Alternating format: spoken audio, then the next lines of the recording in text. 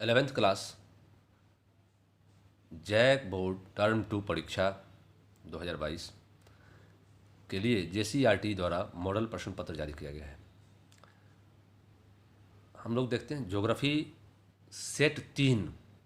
Geography का set 3 का JCERT के द्वारा जो मॉडल प्रश्न पत्र जारी किया गया है उसका प्रश्न उत्तर। देखिए 1 से लेकर 7 तक जो प्रश्न है वो 1 नंबरीय प्रश्न है। इसमें से 5 प्रश्नों का उत्तर देना है। 8 से लेकर 14 तक जो प्रश्न होंगे वो 3 नंबर के लिए होंगे और उसमें से 5 प्रश्नों का उत्तर देना है। और 15 से लेकर 19 तक जो क्वेश्चन हैं वो 5-5 नंबर के होंगे और उसमें से 3 प्रश्नों का उत्तर देना है। और इस प्रकार आपको कुल 19 प्रश्नों में से 13 प्रश्नों के उत्तर देने हैं। ये प्रश्न कुल 35 अंकों के लिए पूछे जाएंगे और आपको अपना उत्तर इन्हीं 35 अंकों को प्राप्त करने के लिए देना है। अब देखना है कि आप कितना अच्छे ढंग से तैयारी करके जाते हैं और 35 में से कितना ज़्यादा अंक प्राप्त कर पाते हैं। तो जितनी अच्छी तैयारी करेंगे उतना अच्छा अंक आएगा। चलिए देखते हैं बिना देर किए हुए। पहला प्रश्न, महासागरीय जल की लवणता कितनी है? 35%। एकदम सिंपल क्वेश्चन। पृथ्वी के कितने प्रतिशत भाग पर जल है? 71% भाग पर जल है। वर्तमान में भारत में कितने राज्य एवं केंद्र शासित प्रदेश हैं? तो 28 राज्य एवं 8 केंद्र शासित प्रदेश हैं। मैंने बताया था तेलंगाना जो 29वां राज्य था तो पहले 29 राज्य हो गया था, लेकिन जम्मू कश्मीर को क्या किया गया? जम्मू कश्मीर को राज्य का दर्जा से हटा दिया गया तो राज्यों की संख्या घटकर 28 हो गई। और केंद्र शासित प्रदेश जम्मू कश्मीर को 2 केंद्र शासित प्रदेश में बदल दिया गया, जम्मू और लद्दाख, जम्मू कश्मीर और लद्दाख। तो पहले 7 केंद्र शासित प्रदेश था तो उस हिसाब से 7 दूँ 9 केंद्र शासित प्रदेश हो जाना चाहिए था, लेकिन मैं कह रहा हूँ कि 8 ही केंद्र शासित प्रदेश है। तो आपको पता होगा गोवा और दमन द्वीप को भी, सॉरी गोवा नहीं, दादर नगर हवेली दमन द्वीप को भी मिलाकर करके एक कर दिया गया है और अब केंद्र शासित प्रदेश की संख्या 9 के बदले 8 हो गई। इस प्रकार से 28 राज्य और 8 केंद्र शासित प्रदेश हैं। चौथा है, पश्चिमी घाट के किन्हीं 2 दर्रों के नाम लिखें। तो देखिए पश्चिमी घाट के 2 दर्रे जो होंगे वो थाल घाट दर्रा और भोर घाट दर्रा। थाल घाट, भोर घाट, पाल घाट, ये सभी पश्चिमी घाट के दर्रे हैं। तो आपको 2 पूछ रहा है, 2 का नाम लिख देंगे। 5वां है, अपवाह तंत्र किसे कहते हैं? तो जल मार्गों के जाल को, याद रखिएगा एक ही लाइन में लिखना है, जल मार्गों के जाल को अपवाह तंत्र कहा जाता है, जल मार्गों के जाल को। 6ठा है, नर्मदा नदी का उद्गम स्थान कहाँ है? तो नर्मदा नदी मध्य प्रदेश के अमरकंटक की पहाड़ी से निकलती है। मध्य प्रदेश के अमरकंटक की पहाड़ी से निकलती है। भारत की तटीय रेखा की लंबाई कितनी है? तो ये भारत की तटीय रेखा की लंबाई 7516.5 किलोमीटर है। 7516.5 किलोमीटर। अगला क्वेश्चन, मौसम और जलवायु में अंतर स्पष्ट करें। बहुत ही अच्छा क्वेश्चन। अल्प समय के लिए किसी स्थान की वायुमंडलीय दशाओं जैसे तापमान, वायुदाब, आर्द्रता आदि के योग को मौसम कहते हैं, जबकि विस्तृत क्षेत्र में लंबे समय तक मौसम की अवस्थाओं का औसत जलवायु कहलाता है। 9वां, जलोढ़ मिट्टी से आपका क्या तात्पर्य है? यह भारत में कहाँ पाई जाती है? तो नदियों द्वारा मैदानी भागों में लाए गए मलबों एवं गाद के निक्षेपण से जलोढ़ मिट्टी का निर्माण होता है। पुराने जलोढ़ मिट्टी को जहाँ बाढ़ का पानी नहीं पहुँच पाता उसे बांगड़ कहते हैं, जबकि प्रतिवर्ष बाढ़ वाला क्षेत्र जहाँ नवीन जलोढ़ मिट्टी का निर्माण होता है उसे क्या कहते हैं? उसे खादर कहते हैं। तो आपने देखा जब जलोढ़ मिट्टी से क्या तात्पर्य है उसको लिख दिया। नदियों द्वारा लाए गए मलबों के और गाद के निक्षेपण से जलोढ़ मिट्टी का निर्माण होता है और जहाँ पर पुरानी जलोढ़ मिट्टी है उसको बांगर और जहाँ नवीन जलोढ़ मिट्टी है उसको खादर कहते हैं। अगला क्वेश्चन है आपका, अच्छा कहाँ ये जलोढ़ मिट्टी का विस्तार पाया जाता है? तो उसको भी आप लिखेंगे कि भारत में उत्तर में सतलज गंगा ब्रह्मपुत्र का जो मैदान है वहाँ पर और तटीय मैदान में जलोढ़ मिट्टी का निक्षेप पाया जाता है। तटीय मैदान में और सतलज गंगा ब्रह्मपुत्र के मैदान में, माने उत्तरी मैदान में जलोढ़ मिट्टी पाई जाती है। क्वेश्चन 10 है, हिमालय से निकलने वाली नदियों की 3 विशेषताओं को लिखें। तो हिमालय से निकलने वाली 3 नदियों की विशेषताएं इस प्रकार हैं, लिख देंगे। पहला है, ये नवीन है, गहरी तलीय अपर्दन में लगी हुई है, गहरी तलीय अपर्दन का कार्य अभी तक कर रही है ये नदियाँ। दूसरा लिखेंगे कि मैदानी भागों में नदियों की घाटियाँ चौड़ी और उथली हो जाती हैं। तीसरा है, अधिकांश नदियाँ लंबी हैं। और एक लिख देंगे, मुहाने पर विशाल डेल्टा का निर्माण करती है, जैसे सुंदरवन का डेल्टा विश्व का सबसे विशाल डेल्टा है। तो वहाँ गंगा नदी जो है सो बहुत विशाल डेल्टा का निर्माण करती है, तो उसको सुंदरवन का डेल्टा कहते हैं वहाँ पर, और ये विश्व का सबसे बड़ा डेल्टा है। तो इस तरह से हिमालय से निकलने वाली नदियों की विशेषता को हमने देखा। 11, भारत में कर्क रेखा किन किन राज्यों से होकर गुजरती है? तो भारत में कर्क रेखा 8 राज्यों से होकर गुजरती है। ये 9वीं क्लास में भी है, आपने पढ़ा है। कौन कौन राज्य है? तो गुजरात, राजस्थान, मध्य प्रदेश, छत्तीसगढ़, झारखंड, पश्चिम बंगाल, त्रिपुरा, मिजोरम। चलिए 12, मृदा संरक्षण के 3 उपाय लिखें। तो मृदा संरक्षण के 3 उपाय इस प्रकार हैं। पहला नंबर में पर्वतीय पठारी भागों में सीढ़ीनुमा खेती करना। सीढ़ीनुमा खेती से क्या होगा कि मृदा जो है उसका अपर्दन रुक जाएगा। दूसरा है वृक्षारोपण कार्यक्रम, सामाजिक वानिकी कार्यक्रम चलाना। सामाजिक वानिकी भी वृक्षारोपण का ही कार्यक्रम है, जिसमें समाज के विभिन्न लोगों को शामिल किया जाता है ना। तो वृक्षारोपण कार्यक्रम और सामाजिक वानिकी कार्यक्रम के द्वारा भी हम लोग मृदा संरक्षण का उपाय कर सकते हैं। तीसरा है स्थानांतरित कृषि यानी झूम कृषि, इस पर प्रतिबंध लगाना। और इसके लिए आपको मैंने पहले बतलाया था वीडियो में कि 1976 ईस्वी में भारत सरकार ने इस पर कानून भी बनाया है, झूम प्रिवेंशन एक्ट, और स्थानांतरित कृषि पर प्रतिबंध लगाने का उपाय किया गया है। लेकिन अभी भी चोरी छिपे ये होता है, तो इस पर पूर्ण प्रतिबंध लगाने की आवश्यकता है, और इस तरह से हम लोग इन 3 उपायों के द्वारा मृदा संरक्षण कर सकते हैं। 13, महासागरीय नितल के उच्चावच का वर्णन करें। तो महासागरीय नितल क्या है? महासागरीय सतह एक ऊपरी सतह हो गया और उसके फिर निचला सतह हुआ, पानी का ऊपरी सतह और फिर निचला सतह। तो नितल निचला सतह की बात कर रहा है। तो महासागरीय नितल के उच्चावच, उच्चावच का मतलब क्या होता है? सबसे ऊपरी बिंदु, सबसे निचला बिंदु, माने ऊबड़ खाबड़ क्षेत्र। इसके बारे में पूछ रहा है कि कैसी बनावट है महासागरीय नितल का, ये क्वेश्चन है। तो महासागरीय नितल के उच्चावच का वर्णन करने के लिए जब आया है तो क्या लिखेंगे? महासागरीय नितल स्थल खंड से भी अधिक विषम एवं जटिल है। देखिए स्थल खंड पर ही हम देखते हैं कहीं पहाड़ है, कहीं घाटी है, खाई है, क्या क्या है, और ये कह रहा है कि स्थल खंड से भी अधिक विषम एवं जटिल है। कैसे भाई? तो देखिए स्थल खंड की सर्वोच्च शिखर, स्थल खंड का जो सर्वोच्च शिखर है माउंट एवरेस्ट, हिमालय पर्वत की सबसे ऊंची चोटी माउंट एवरेस्ट है ना, आप जानते हैं ना बच्चों, ये 8,848 मीटर ऊंचा है। अब आप कहिए कि नहीं सर ये और ऊंचा हो गया, कहीं कहीं पर 8,850 मीटर भी देता है, तो आप उसमें मत फंसिए, आप लिखिए 8,848 मीटर ऊंचा है। वहीं महासागरों की सबसे गहरी खाई मेरियाना खाई में जो चैलेंजर गर्त है वह 11,776 मीटर गहरा है। अब आप देख लीजिए कि माउंट एवरेस्ट जो सबसे ऊंची चोटी है वो तो मात्र 8,848 मीटर ही ऊंचा है, जबकि गहराई समुद्र की अगर देखते हैं तो 11,776 मीटर, तो उससे भी कितना ज़्यादा गहरा है, तो कैसे नहीं अधिक विषम और जटिल है। उसके बाद फिर और क्या देखते हैं कि इसी प्रकार स्थल खंड की औसत ऊंचाई 840 मीटर अगर है, औसत ऊंचाई की बात कर रहे हैं कि स्थल खंड की औसत ऊंचाई अगर 840 मीटर है तो महासागर की औसत गहराई इससे भी कहीं अधिक 3800 मीटर है। देखिए 3800 मीटर, पता नहीं क्या हो गया है, धुंधला आ रहा है, 3800 मीटर है। स्पष्ट है कि महासागरीय नितल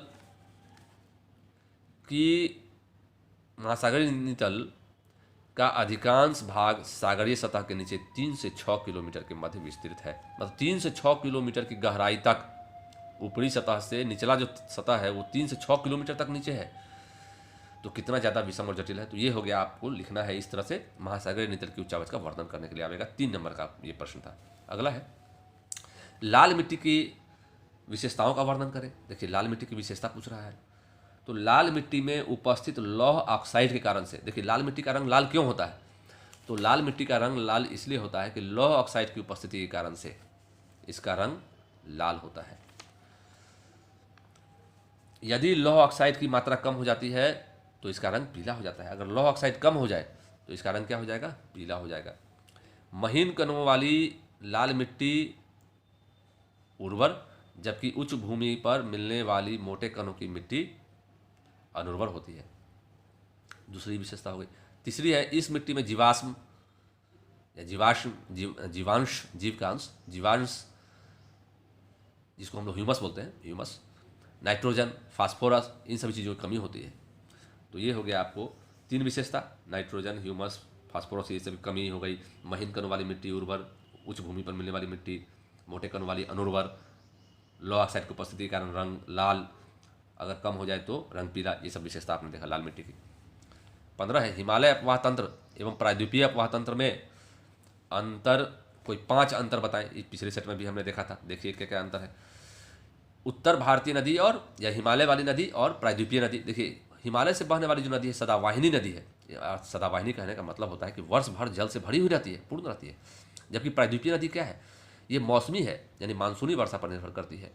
वर्ष पर्यंत माने पूरे साल भर इसमें जल नहीं रहता है। किसमें? प्रायद्वीपीय नदी में। दूसरा है ये नवीन है, युवावस्था में है। कौन? हिमालय की जो नदियाँ हैं वो नवीन है, युवावस्था में है। लेकिन प्रायद्वीपीय नदियाँ क्या है? ये प्राचीन है। तीसरा क्या लिखेंगे अंदर?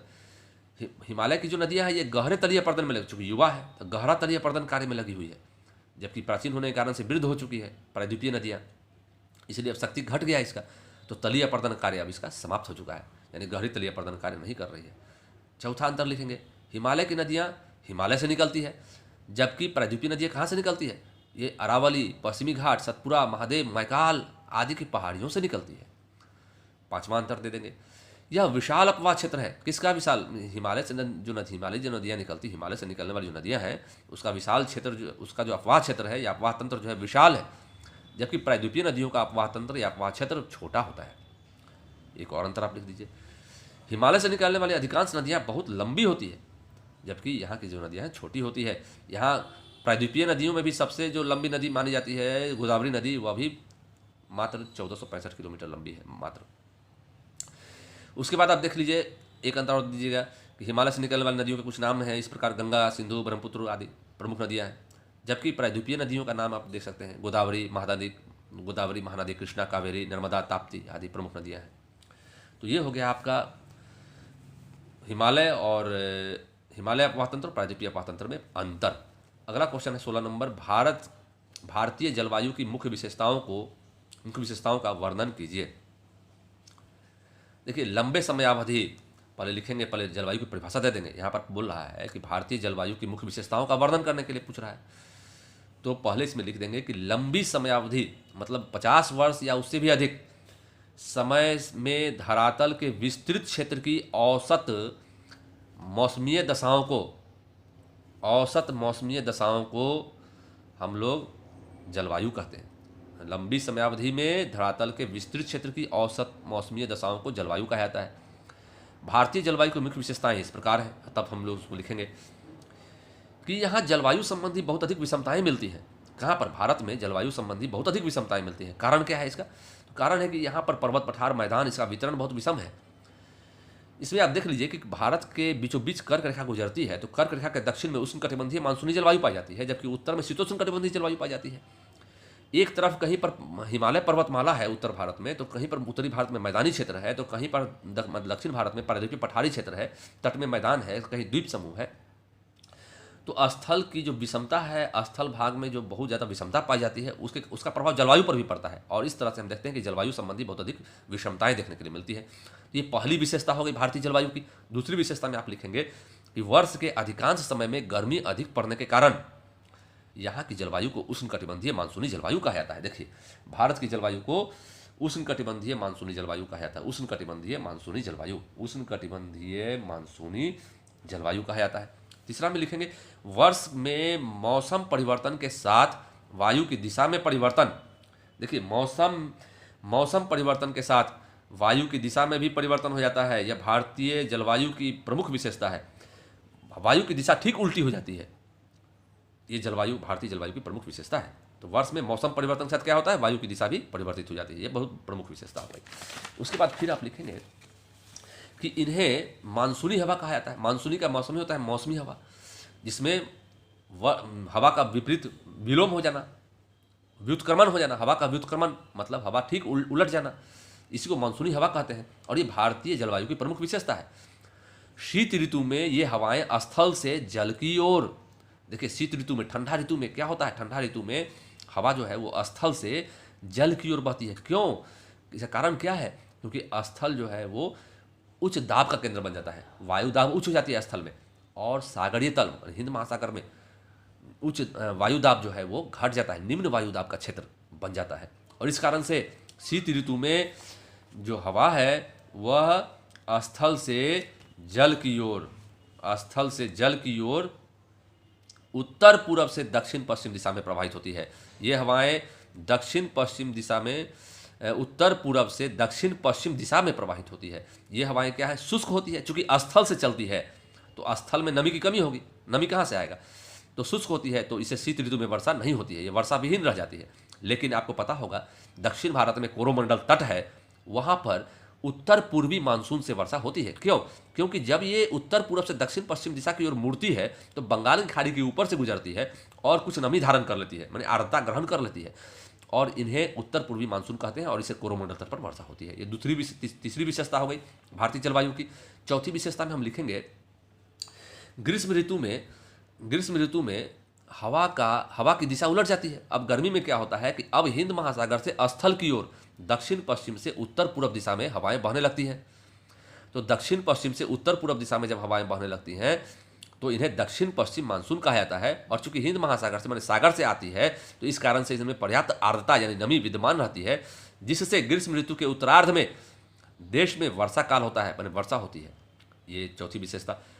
भारतीय जलवायु की पांचवी विशेषता देख लीजिए। भारत में 80% वर्षा ग्रीष्म ऋतु के उत्तरार्ध में यानी वर्षा काल में होती है। 80% वर्षा ग्रीष्म ऋतु के उत्तरार्ध में वर्षा काल में होती है। इसका वितरण काफी विषम है, इसमें अनिश्चितता अनियमितता पाई जाती है। क्यों भाई? तो मानसून सामान्य रहने पर वर्षा अच्छी होती है। यहाँ पर तो मानसून में बहुत अनिश्चितता है। कभी अगर सामान्य रही तो वर्षा बहुत अच्छी होगी, और अगर असामान्य हो गई यानी वर्षा बहुत कम हो गई तो खेती पर बहुत बुरा प्रभाव पड़ता है। और अगर असामान्य कहने का मतलब बहुत अधिक भी वर्षा हो गई तो बाढ़ ले आया तो खेती पर बहुत बुरा प्रभाव पड़ेगा, तो कृषि पर बहुत बुरा प्रभाव पड़ता है।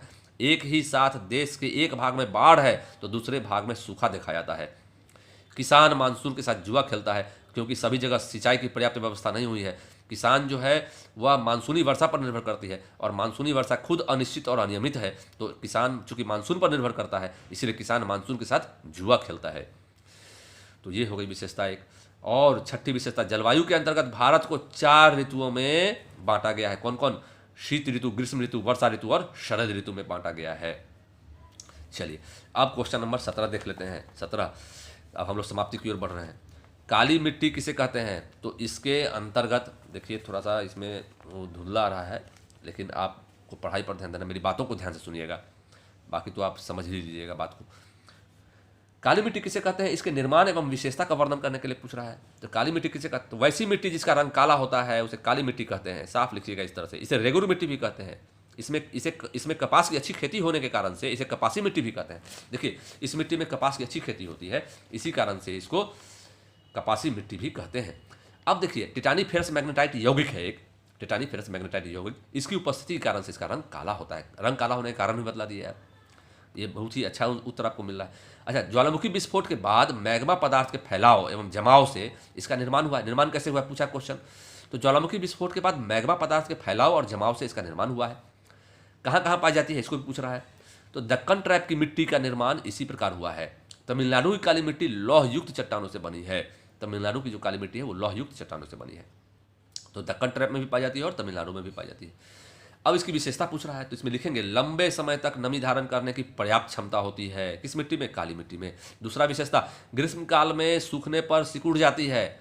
ग्रीष्म काल में सूखने पर सिकुड़ जाती है तथा इसमें चौड़ी दरारें पड़ जाती है, इसलिए स्वतः जुताई की प्रवृत्ति रखती है। इसमें आप लिख दीजिएगा, नहीं लिखा हुआ है, स्वतः जुताई, अपने आप स्वतः जुताई इसका होता है, और जुताई करने का जो मानवीय श्रम है उस बच जाता है। ये बहुत बड़ी विशेषता है, स्वतः जुताई होती है, क्योंकि ग्रीष्म काल में सिकुड़ने पर चौड़ी दरारें होती है और जब वर्षा होती है तो यह फिर फैल जाती है। इस कारण स्वतः जुताई की प्रवृत्ति रखती है। उसके बाद आप लिखेंगे इसमें चूना, लोहा, मैग्नीशियम, एल्यूमिना, पोटास के तत्व पर्याप्त मात्रा में मिलते हैं। देख लीजिए, चूना, लोहा, मैग्नीशियम, एल्यूमिना, पोटास पर्याप्त मात्रा में। फिर उसके बाद फास्फोरस, नाइट्रोजन, जैव पदार्थ की कमी होती है। फास्फोरस, नाइट्रोजन, जैव पदार्थ की कमी होती है, ये विशेषता। उसके बाद यह गहरे काले रंग की होती है तथा कपास के साथ साथ मूंगफली, दलहन, तिलहन आदि की भी अच्छी फसल इसमें या अच्छी खेती इसमें होती है। बहुत बड़ी विशेषता। उसके बाद लिख देंगे यह बहुत ही उपजाऊ मिट्टी होती है। तो काली मिट्टी कितनी विशेषता आपको लिखनी है। चलिए 18वां नंबर क्वेश्चन है, महासागरीय लवणता को प्रभावित करने वाले कारकों का वर्णन कीजिए। तो महासागरीय लवणता को कौन कौन से कारक प्रभावित करते हैं? तो पहले लिख देंगे महासागरीय लवणता कहते किसको है। तो महासागरीय जल में घुले हुए नमक की मात्रा को समुद्री जल की लवणता कहते हैं। इसकी गणना कैसे की जाती है? तो इसकी गणना 1000 ग्राम समुद्री जल में घुले हुए नमक की मात्रा के द्वारा की जाती है। महासागरीय लवणता को प्रभावित करने वाले कारक इस प्रकार है। अब दे देंगे, पहला देखिए, याद रखिए, पॉइंट याद रखना जरूरी है, स्वच्छ जल की आपूर्ति। पहला पॉइंट है आपका स्वच्छ जल की आपूर्ति। तो देखिए, विषुवतरेखीय प्रदेश और महाद्वीपीय तटों पर जहां अधिक वर्षा होती है या बड़ी बड़ी नदियां जहां सागरों में प्रवेश करते हैं तो क्या होता है, सागरीय जल की लवणता कम हो जाती है वहां पर, क्योंकि अधिक स्वच्छ जल मिलता है। तो स्वच्छ जल में तो नमक होता नहीं है, तो स्वच्छ जल की मात्रा जब बढ़ जाएगी तो लवणता अपने आप घट जाएगी। फिर देखिए, ध्रुवीय प्रदेश में भी जहां पर हिम पिघल जाता है तो हिम तो स्वच्छ होता है, नमक तो उसमें नहीं होता है, तो हिम के पिघलने से भी क्या होता है, लवणता घट जाएगा। ध्रुवीय प्रदेश में भी लवणता कम हो जाता है। इस प्रकार से आप देख रहे हैं कि स्वच्छ जल की आपूर्ति वाला क्षेत्र, जैसे विषुवत-रेखीय प्रदेश, महाद्वीपीय तट पर जहाँ अधिक वर्षा वाला प्रदेश, ध्रुवीय प्रदेश जहाँ हिम पिघलता है, ये सब कम लवणता वाला प्रदेश है। उसके बाद देखिए दूसरा पॉइंट क्या आप लिखेंगे, दूसरा पॉइंट है आपका वाष्पीकरण। देखिए ध्रुवों से भूमध्य सागर की ओर सूर्यताप बढ़ने से, ध्रुव से जैसे जैसे भूमध्य सागर की ओर हम बढ़ते हैं तो सूर्यताप माने सूर्य का जो तापमान है वह बढ़ता चला जाता है। तो वाष्पीकरण का मतलब क्या होता है, बढ़ता चला जाता है। फलतः लवणता भी क्या होगा, बढ़ता चला जाएगा, क्योंकि जब जल उड़ जाएगा तो लवण की मात्रा बढ़ जाएगी। तो वाष्पीकरण क्रमशः बढ़ता जाता है, फलतः लवणता भी बढ़ती जाती है। कर्क रेखा, मकर रेखा तथा उष्णकटिबंधीय मरुस्थलीय क्षेत्रों के सागरीय जल में न्यून आर्द्रता मतलब कम आर्द्रता माने कम नमी और उच्च तापक्रम के कारण से वाष्पीकरण तीव्र और फलतः लवणता भी तीव्र माने अधिक हो जाती है। तो वाष्पीकरण अधिक हो जाता है और लवणता भी बढ़ जाता है। दूसरा पॉइंट आपने देखा, वाष्पीकरण के कारण से भी लवणता पर प्रभाव पड़ता है, ये कारक हुआ। तीसरा कारक है पवनों की दिशा। अब देखिए इसमें क्या होता है, आपको पता होना चाहिए कि महासागरीय जल का जो ऊपरी सतह होता है उसकी जो लवणता होती है, महासागरीय जल के ऊपरी सतह की लवणता वो निचले सतह की लवणता से अधिक होती है। तो होता क्या है कि जब पवनों की दिशा जो है, पवन जिस दिशा में बहती है तो सागर की ऊपरी सतह का जल हट जाता है। तो उससे क्या होता है, सागर का ऊपरी जल का सतह जब हट जाता है और जहाँ पर वो पहुँचता है तो वहाँ पर लवणता बढ़ा देता है। देखिए व्यापारिक हवा आपने पढ़ा है, व्यापारिक पवन, तो उसके द्वारा पश्चिम की ओर तथा पछुआ हवा द्वारा पूरब की ओर महासागरीय जल ले जाया जाता है। फलतः व्यापारिक हवा की पेटी के पश्चिम में और पछुआ हवा की पेटी के पूरब में क्या होगा, महासागर की लवणता बढ़ जाएगी, क्योंकि उसके द्वारा वहाँ पर जल पहुँचा दिया गया, ऊपरी सतह का जल पहुँचा दिया गया, तो लवणता बढ़ जाती है। तो पवनों की दिशा भी प्रमुख कारक है लवणता बढ़ाने में। एक अंतिम कारक आप देंगे महासागरीय धाराएं। तो देखिए महासागरीय जल की जो ऊपरी सतह की लवणता है निचली सतह की लवणता से अधिक होती है। अतः जब समुद्री धाराएं ऊपरी सतह को लेकर जहां भी पहुंचती हैं तो क्या होगा, वहां पर लवणता की मात्रा बढ़ जाती है। उदाहरण स्वरूप गर्म गल्फ स्ट्रीम धारा जो है कहाँ चलती है, गर्म गल्फ स्ट्रीम धारा, कमेंट जरूर कीजिए, बताइए कहाँ चलती है। तो गर्म गल्फ स्ट्रीम धारा के कारण से क्या होती है, उत्तरी अटलांटिक महासागर की लवणता बढ़ जाती है। तो इस तरह से आपने देखा कि महासागरीय जल की लवणता को प्रभावित करने वाले कौन कौन से कारक हैं। और अंतिम क्वेश्चन 19वां क्वेश्चन है आपका, भारत के मानचित्र में निम्नलिखित को दर्शाइए। ये तो इतना मजेदार है कि इसको भारत के नक्शा पर दर्शाइए तुरंत में, और तुरंत में 5 नंबर जो है सो गेन कर लीजिए, प्राप्त कर लीजिए, चुरा लीजिए। चलिए देखिए भारत का मानचित्र में देखिए क्या क्या दर्शाना है इसमें। गोदावरी कृष्णा नदी, देखिए गोदावरी, ये गोदावरी नदी है, देखिए यहाँ लिख दिया गया गोदावरी नदी, और ये जो इस तरह से जो है कृष्णा नदी हो गई। यहाँ पर है दूसरा है क्वेश्चन आपका चिल्का झील, पश्चिमी घाट, तो ये जो है आपका देखिए पश्चिमी घाट पर्वत यहाँ से यहाँ तक फैला हुआ है। प्रायद्वीपीय भारत के पश्चिम में पश्चिमी घाट पर्वत है। तीसरा पूछ रहा चिल्का झील, देखिए उड़ीसा में चिल्का झील, यहाँ पर पिछले सेट में भी मैंने बताया था, यहाँ पर देखिए चिल्का झील है। उसके बाद फिर अरब सागर, अरब सागर सब जानते हैं, बहुत आसान क्वेश्चन, ये अरब सागर पूरा फैला हुआ है।